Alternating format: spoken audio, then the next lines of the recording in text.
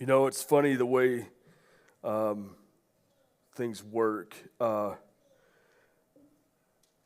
So I put together this series a few months ago and just really felt like this is where I wanted to go with things, just the whole mental health aspect of stuff, because it's such a strong topic in today's society and what's going on right now. Mental health is a big deal. It's a important topic, and I think the church doesn't look at it as much as they should sometimes. But as I started putting this together, I started seeing a movement taking place. Here's the movement I'm talking about. The devil started moving. You see, when God starts moving, the devil's going to move too. And we can't expect him not to. Like the devil is just doing what the devil does. So we have to understand that. And so I started seeing things taking place, and I started talking about anxiety and my struggles with it. I started talking about depression or fear or all this kind of thing. And then I started seeing things in my own personal life kind of changing a little bit and things taking place. Like all of a sudden my kid gets sick and starts just getting sick all over the house. And then all of a sudden my wife just goes down in the middle of all this. Then I get sick. Then something goes on with me. And then I start feeling this feeling of being in a box and being closed in the whole time I'm writing this message. And so I start thinking to myself, why in the world would I expect anything less? The enemy is going to move when God moves. He's going to try to counter God, but how many know God has the upper hand on the enemy? He's always going to have the upper hand on him. Last week, prayer and worship night, got a testimony of a healing that took place. I hear those things, and I'm like, God is moving. God is doing something. We may not always see what's going on, but I can promise you this, God is moving. So I want to encourage you, when you come to this place, when you come to this house, don't come to this house as another Sunday morning. You come to this house ready for what the Spirit of God has to say to you. Because I believe that's when we'll see it. Today we're talking about a very weighty subject. We're going to talk about depression. I'm going to finish the series today with this topic that sometimes we don't like to talk about, because depression is one of those things that is very serious. And I'm not going to take away from the seriousness of that at all. That's not my aim. But I will hit on the spiritual aspect of stuff as well as the clinical type thing. And once again, I'm going to preface with this. I am not a doctor. I am not a doctor. So don't say Dr. Keith. Dr. Keith didn't say anything, because there's no such thing. But I will say on the spiritual level of it, I've battled with this. I know people that's battled with this. And I've seen how God can really deliver you from this kind of thing. Now, we've all watched TV and we've seen the cheesy pharma commercials and the TikTok videos barely explaining what depression is, but we like to put it out there. It's like right in front of us all the time, this whole idea of depression. These things that mention depression, but they rarely mention what it is, right? They talk about it. They talk about, if you are depressed, if you are dealing with this, or if you're dealing with this, then you need this medication, because this medication will help with that. But be careful and be aware of the side effects of this medication. Because the side effects of this medication may, in fact, make you worse than you were before you took this medication. You see what I'm saying? We see all this, but we have to understand what it is. Now, listen, I'm going to talk about it a little bit later, but I am not against medication. I'm not against that at all. If you need medication for this stuff, take medication for it. But don't overdo it, and make sure you're consistent with it. Everybody with me? This is where Dr. Keith comes in. Not really. Understanding the meaning helps recognize the problem. Understanding the meaning of anything helps us recognize the problem, right? To be honest, clinical depression, also known as major depression or major depressive disorder, can encompass a ton of symptoms. Typically, people with depression, they feel sad, they feel guilty, they feel worthless, they feel apathetic, tired, have trouble sleeping, eating, focusing, or doing the things they normally enjoy. Sometimes people with depression will also have thoughts of suicide. They will have these thoughts. This is all according to the American Psychiatric Association. They're like going, wow, you're really giving us an encouraging word today, aren't you? I promise I will. But we have to go through the process. We all need to understand that mental health is complex. And everyone has a unique experience. Everybody has a different experience with things.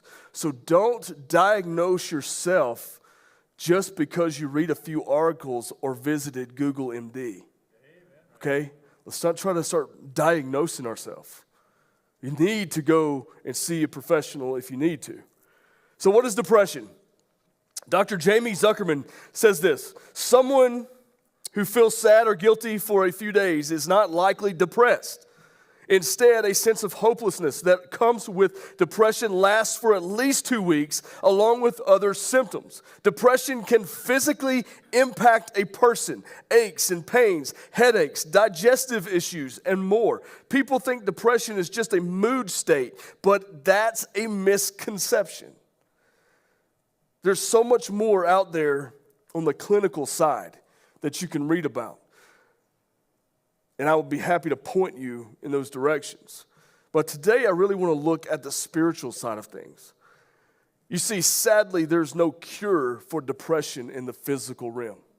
Okay? There's no cure for it out there. There's not a magical pill you can take and all of a sudden you're better. But I do believe, however, that when Jesus bore the stripes on his body, everybody know where I'm going with this, right? That those stripes of affliction bring healing. I believe that. I believe that. I do believe depression can be healed and cured by the power of God. I do believe that. So I want you to listen to Psalm 77. This psalm is the story of a man who experienced the seemingly unresponsiveness of God to his prayers. You ever been there before? God is not even responding to me right now. I'm talking, but God's not responding. It drove him to the point of depression. Now understand this, God didn't drive him to the point of depression. God didn't make him go there. God was teaching him something and God was showing him something, but his mind kept going. Then he sees something important. A change in his thinking was required, and it brought him to a place of trust, of peace, and of strength. You see, feeling God is not the indication we need to know he's there. Did you hear that? Amen. Feeling God is not the indication that we need to know he's there. If I don't feel God, he's not here, evidently. No, we talked about feelings last week, remember? Emotions will take us to places we shouldn't go. I get emotional about something, or I have strong emotions about something, I can end up doing something I shouldn't do. It's kind of the whole, what is it? Back in the day, it was the crime of passion. Crime of passion. I killed the guy because I had a passion for her and he was trying to steal her. Just stupid. It's like these movies you see, right? Listen, there's no crime of passion. That is called a crime of allowing your emotions to take over. This is what that comes down to. Our emotional system will mess us up and will get us in trouble.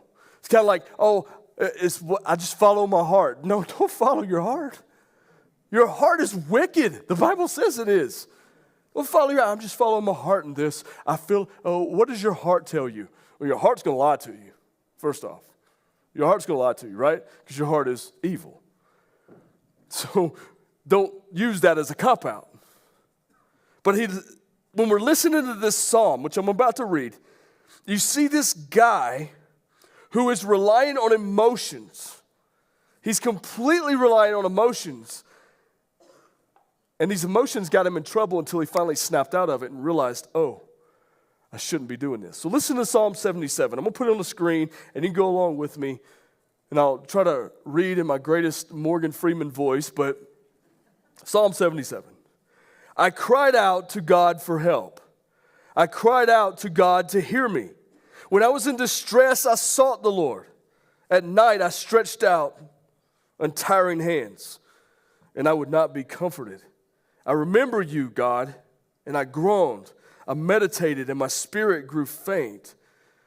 You kept my eyes from closing. I was too troubled to speak. I thought about the former days, the years of long ago. I remembered my songs in the night. My heart meditated and my spirit asked, will the Lord reject forever? Will he never show his favor again? So you see this pity party going on right now, right? You see what's going on. His emotions are taking over. His unfailing love vanished forever. He's asking this question. Has his promise failed me for all time? Has God forgotten to be merciful? You ever been there before? God, have you forgotten about me? Has he, in his anger, withheld his compassion? Then he thought, to this I appeal, the years when the Most High stretched out his hand. I will remember the deeds of the Lord. Yes, I will remember your miracles of long ago. There's something's changing here. Something is changing in this guy's heart. Something is changing in this guy's mind as he's praying. He's going, God, do you not, are you mad at me in the middle of your anger? And then something changes. Something changes. Yes, I will remember your miracles of long ago. I will consider all your works and meditate on all your mighty deeds. Your ways, God, are holy. What God is as great as our God? Start shifting. You are the God who performs miracles. You display your power among the peoples. With your mighty arm, you redeemed your people, the descendants of Jacob and Joseph. The waters saw you, God. The waters saw you and writhed. The very depths were convulsed. The clouds poured down water. The heavens resounded with thunder. Your arrows flashed back and forth. Your thunder was heard in a whirlwind. Your lightning lit up the world. The earth trembled and quaked. Your path led through the sea. Your path through the mighty waters. Through your footprints were not seen. You led your people like a flock by the hand of Moses and Aaron. So he's talking about the splitting of the sea. Now he goes from this place of saying, God, have you forgotten? God, have you forgotten about me? Woe is me, poor, pitiful me. He goes to this place, and all of a sudden you see him say, forget my emotions right now. I need to forget about this depressive state that I'm in right now, and I need to shift my patterns to exalting him above those places of emotional distress. You see what he did? He did exactly what we just sung about today. He exalted that. And evidently Siri don't know what I'm saying. Sorry. Y'all didn't hear that, did you? I did. It was like, I didn't get that. I'm like, well, it's because you're dumb. I'm just kidding. But we see this shift take place in this psalmist's voice. Depression is something that 80% of the population will experience at some point in their life. 80%. It's probably the one illness of the brain that people understand because so many people have experienced it in one way or another. Depression is one of those things that I think the human brain is most prone to because so much of it is rooted in our fears, in our anxieties, in our emotions. It's rooted there. So what do? We fear, we experience it the most. As fearfully and wonderfully as we are made, the brokenness of mankind into sin has affected our brain chemistry. It's that sin back in the day. It was back when Adam and Eve walked the planet. It was that time, at that moment, when things began to change. Hope is ultimately what the church has to offer to everybody, right? That's what we're supposed to do. But especially to those who are hurting and hopeless, who might be depressed or have clinical issues with their mental health. But the problem in the Christian church is twofold. First, in our culture, we have an idea that we are not supposed to be unhappy.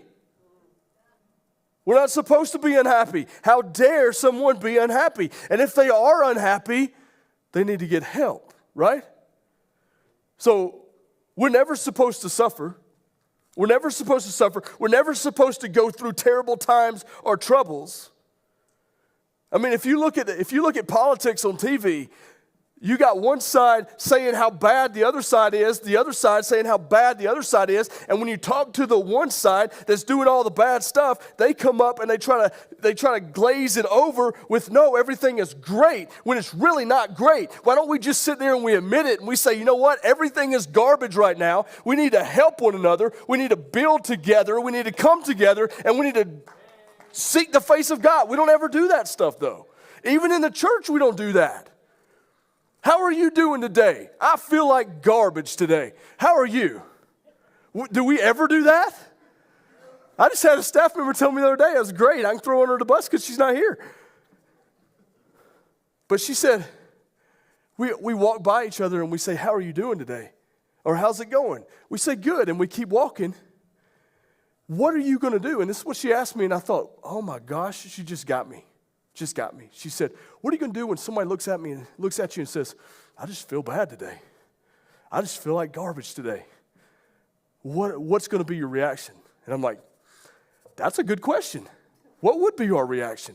So you know what? I've been thinking about this for a week.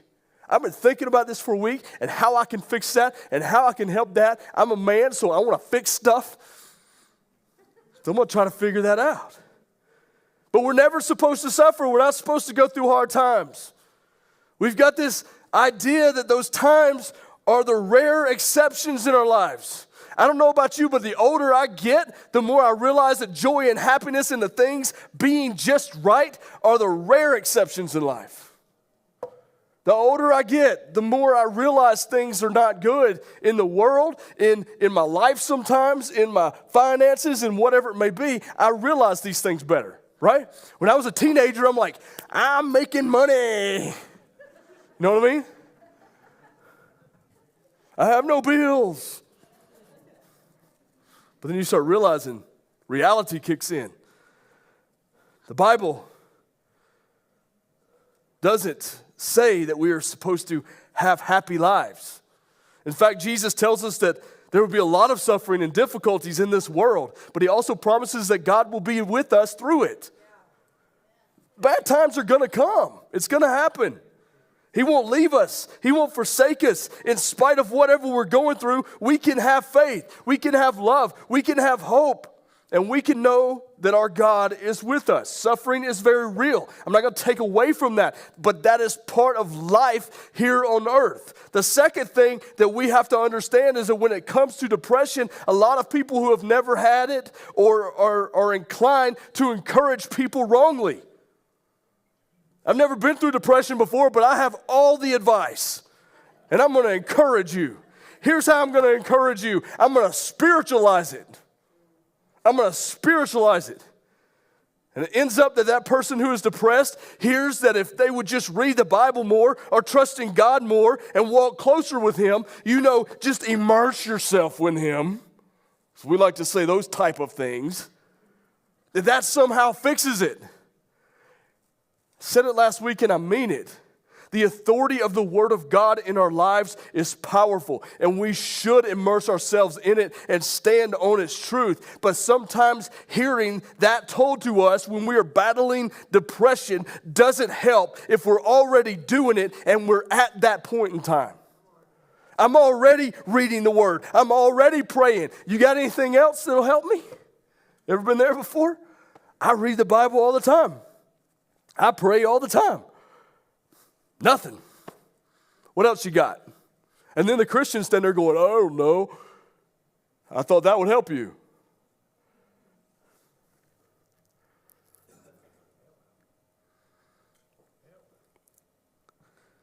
I'm going to say this. God has the power to heal supernaturally. But if you use medication for things in your life, then you have to be consistent. There is no shame in using medication if it's required. It's okay to use medication while you place hope and trust in the healing power of God.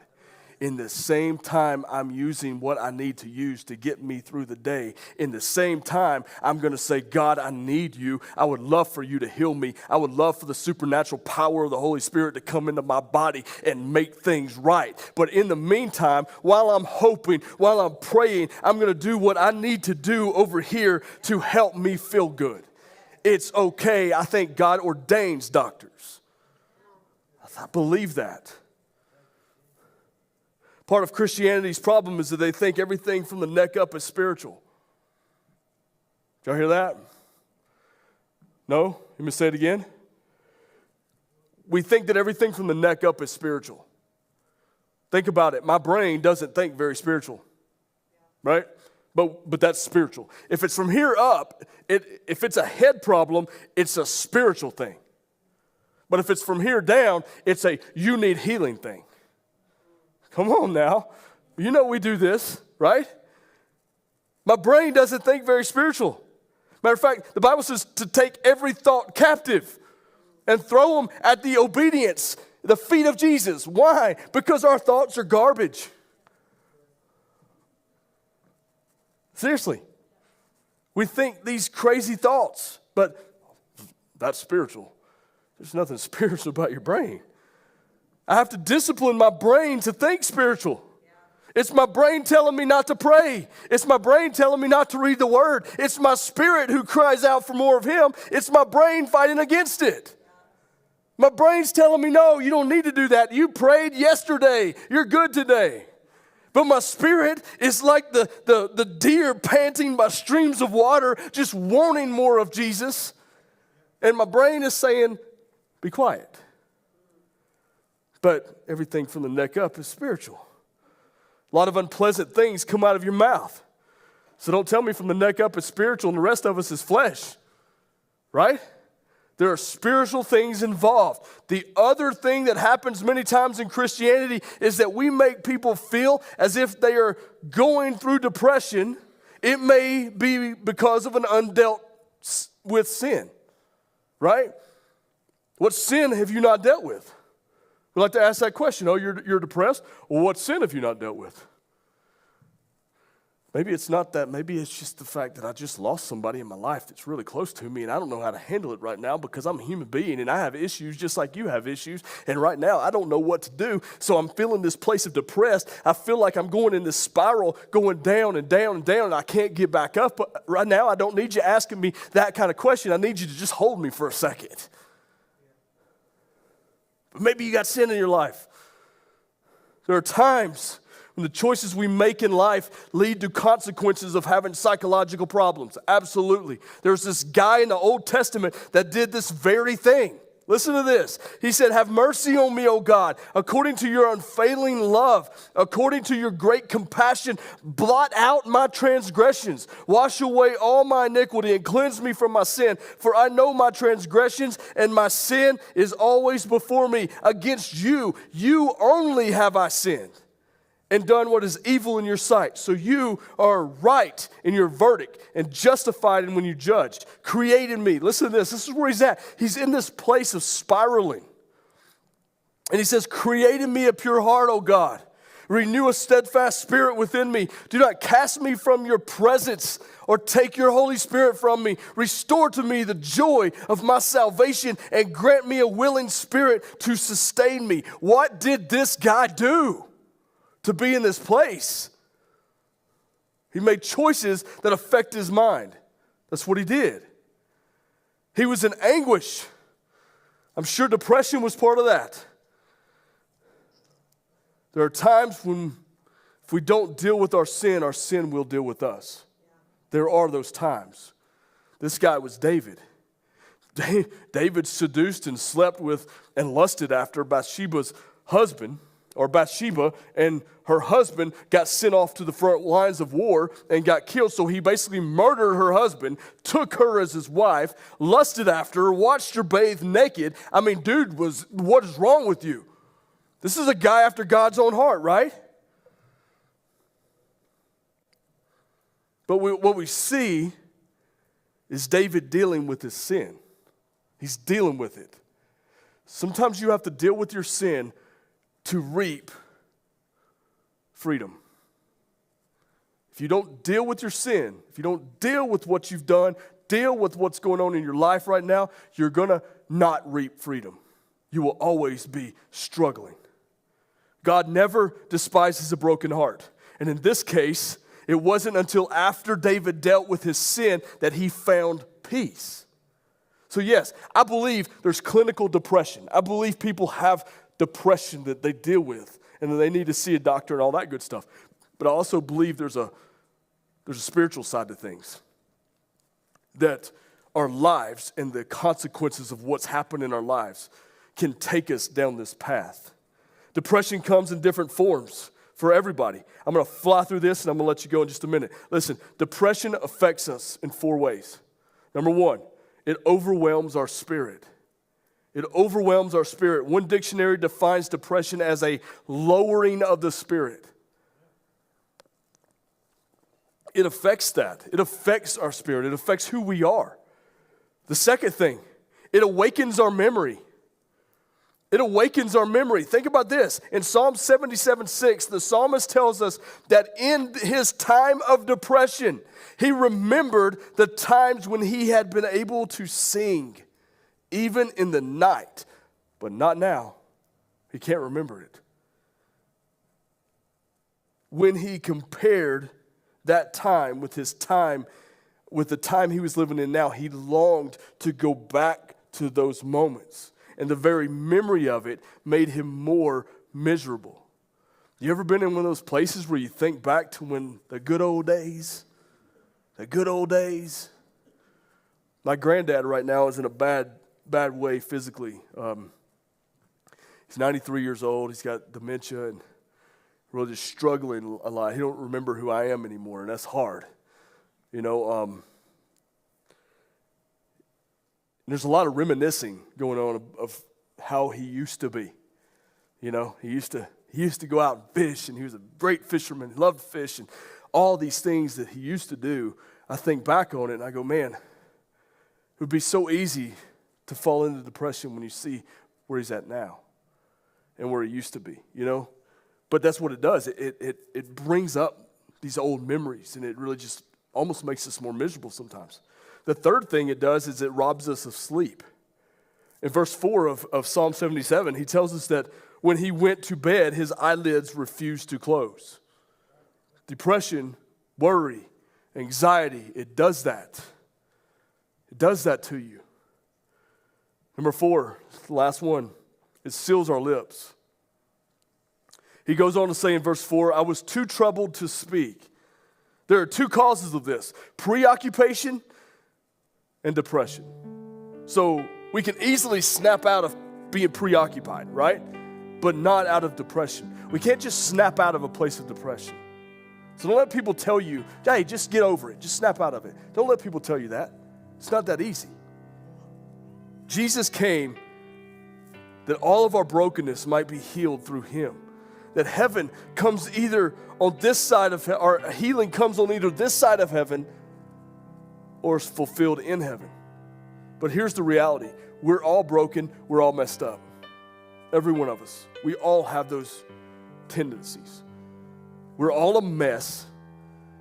But the good news is that in my brokenness, in my cracked armor that people may not see, Jesus still lives within me.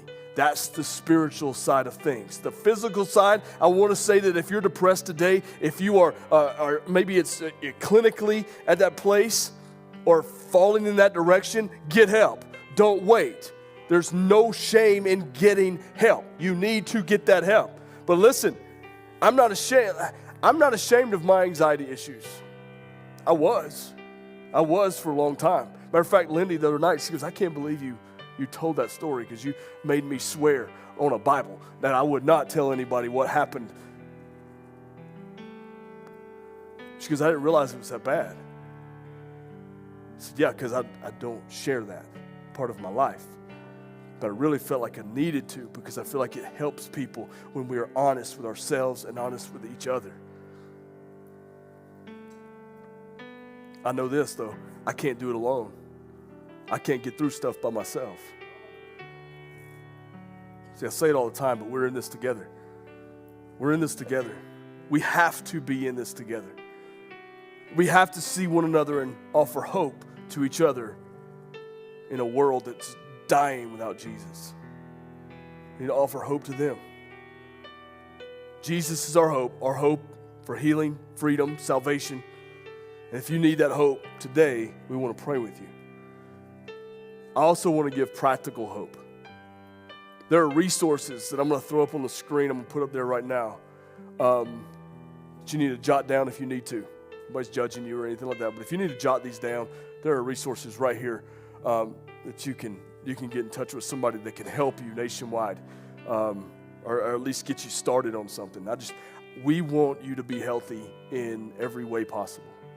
Spiritually, physically, emotionally, we want you to be healthy, and we want to be healthy together. So if that's you, if you need help, man, these right here, they're easy, simple numbers that you can do. And you know what? We'll leave these up here for a little while. If you need to write them down or whatever, but maybe you know somebody.